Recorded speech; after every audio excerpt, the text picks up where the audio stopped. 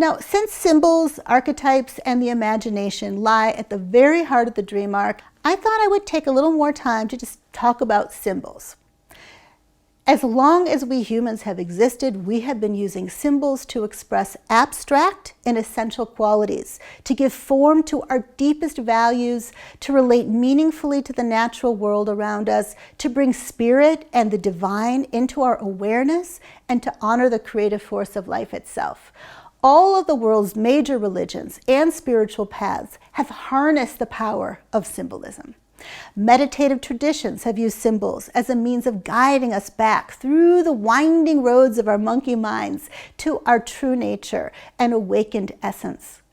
And ever since we've been drawing on caves, all human cultures have been infused with stories, myths, and legends, all rich with symbols. You could say that symbols and the dream arc itself are speaking the language of the soul. And just as the dream arc doesn't give us any linear paths to follow, the soul doesn't communicate to us in direct or literal ways. The soul is more of a mystery buff. It's not in the business of pointing out the obvious, it's in the business of transformation. So it wants to open us to deeper truths, to help us hone our intuitions and to look beneath and beyond what's on the surface in order to glean wisdom gems from life itself. And this is why the dream arc is full of archetypes and metaphors and art and colors and shapes, sounds, music, poetry, riddles, stories, dream tales, and animal bites. This is why we want you to start paying attention to the more subtle promptings that come your way, your moods, sudden insights you have, arising feelings, inspired ideas that can all help you to decode the messages life is bringing to you. Now, because we are activating the power of symbolism in the dream arc, I thought it might be useful for me to do just a little discerning between a psychotic mind and a healthy, awakened, mystical mind, or between the kind of symbolism or magical thinking that can lead to dissociation, delusion, and fear-based superstition, and the kind of imaginal living that just opens us up to the great mystery, that unleashes our creativity, that connects us even more deeply and synchronistically to the world around and within us. So even if I'm just scratching the surface here, I really feel it's worth opening up an exploration, because it's not always easy to tell the difference between hearing voices in a troubling way and receiving a message from a sandpiper, right? It's a delicate balance. This whole subject reminds me of a quote from the TV show called House, MD, where he said, "You talk to God, you're religious. God talks to you, you're psychotic." Okay, so many of us were raised to believe that a healthy mind is a rational mind, and that mystical beliefs and experiences, because they can't be scientifically reduced, explained, or proven, can't possibly be based in reality. But I'm thinking it's probably safe to say that most of us who've been drawn to the dream arc don't need to be convinced that there's more to life than what we can see with our eyes or experience through our five senses, or are even able to convey in words. Most of us accept that there are realms, dimensions, frequencies that exist that our physiological and conditioned bodies aren't so easily designed to perceive, although with the help of dream technologies, consciousness-altering substances, and spiritual practices, these worlds can be opened up to us.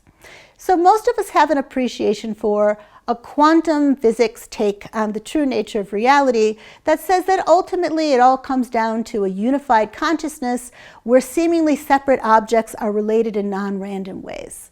But there is a difference between having a life-changing and synchronistic encounter with a mountain lion and having a life-crippling psychotic episode.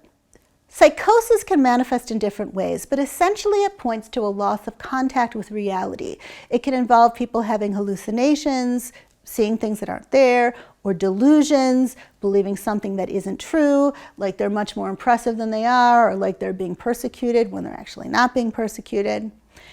One sign that someone might be exhibiting psychotic tendencies is if they're particularly resistant to argument or being challenged. It doesn't matter what the facts are or how inconsistent their beliefs are with what's actually happening.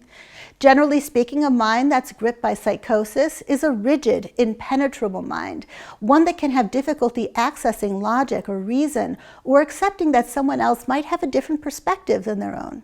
So people who are suffering from psychosis often suffer in other ways too.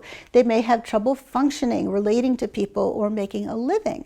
They may present a potential risk to themselves or other people.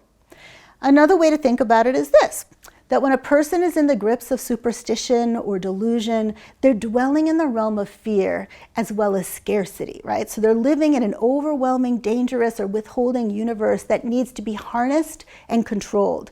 There's often this deep underlying need to concretize the unknown and to squeeze out what's needed from a contracted or stingy environment. It's all about figuring out what the rules are and either complying to them, bargaining with them, or rebelling against them. But either way, force is necessary, and the state of being separate tends to be a consistent part of the person's orientation. When a person is in a healthy spiritual state, they live in an abundant, flexible, adaptive, and cooperative universe. Even when faced with challenges or a mystery, they're able to relax. A spiritual mind is a surrendered mind, an open one, a curious mind, a trusting mind, as well as a mind that can hold paradox and understand that everyone in each situation is different. A spiritually awakening person loves the good mystery. They're curious to see what comes to them when they're not pushing the river, right? They can play with intuitive possibilities without holding any of them too tightly. They feel safe enough in the unknown. They often see synchronicity as fun little winks from the universe, as my dear friend Ines says, letting them know that they can keep trusting that their intuition is right on track and keeping them on track. So when it comes to the dream arc journey, a healthy, open, and playful mind understands that a magical encounter with a bat might mean something to one person, but something entirely different and equally valid to another.